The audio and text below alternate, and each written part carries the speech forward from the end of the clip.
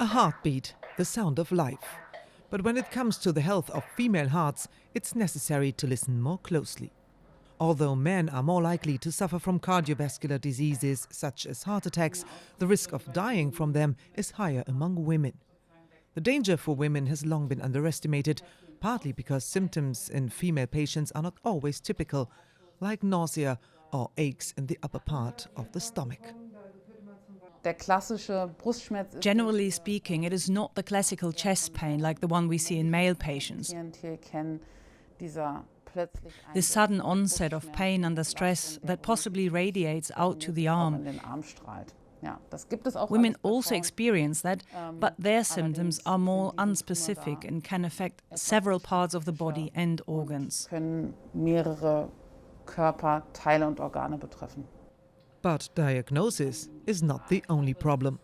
The cardiologist and pioneer of gender medicine Vera Regitz-Zagrozek says that women are not well represented in research.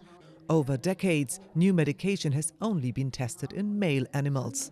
Different body composition, metabolism or hormone status of women have not been taken into account.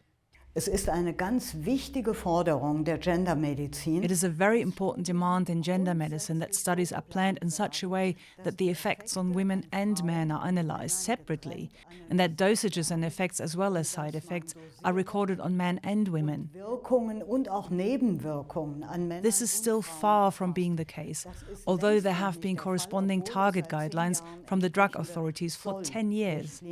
Der Arzneimittelbehörden gibt. There are more and more studies that point to a difference between men and women even at a cellular level. In a collaboration across 3 continents, scientists have created a map of human hearts cell by cell, and it seems that a healthy woman's heart can beat with more muscle power. We observed that there are more cardiomyocytes in female hearts compared to male hearts. And that was pretty surprising. We didn't expect that. Because usually female hearts are the heart mass is smaller. The findings could be used as a reference for pathogenic tissue and lead to a better understanding of heart diseases and even personalized treatment in the future. However, the most ambitious research remains useless if it does not find its way into university teaching. Cardiovascular diseases are still the most common cause of death in Germany. In 2020, almost 340,000 people died, making a total of more than 30% of all deaths in the country. And more than half of them were women. So it is vital to spread the word about protection of their hearts. At Berlin's Charité, gender medicine is already being implemented into the hospital's university teaching. But there is still room for improvement. We have an enormously strong response from our students. They also call for more lessons about it and want it to be taken into account more. But some of our older colleagues sometimes react with a little more reservation.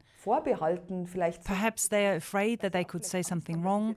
The subject is still very focused on linguistic issues. But it is something we ultimately need in order to provide the best possible care for our patients. And maybe this has not yet been fully understood by everyone. But I think we are on the right track.